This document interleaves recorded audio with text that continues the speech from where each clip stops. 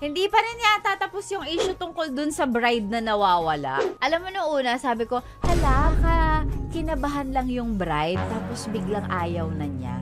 She wants to call off the wedding na, ganun. Kaya na siya nag-run away. Pero ngayon parang pinapanood ko yung balita, parang person of interest na din yung jowa niya. Na parang, hala, teka lang, parang may something fishy. Hindi naman natin sinasabi na kasangkot, but there's a possibility. Pero sinasabi ko sa inyo yung mga ganyang eksena ninyo, magyayaya kayong magpakasal, tas hindi naman pala kayo ready. Yayayain yung magpakasal, hindi nyo naman pala totoong mahal. Oo kayo dun sa proposal, pero hindi nyo naman pala nakikita yung tao na yun sa future nyo. Huwag kayo na oo.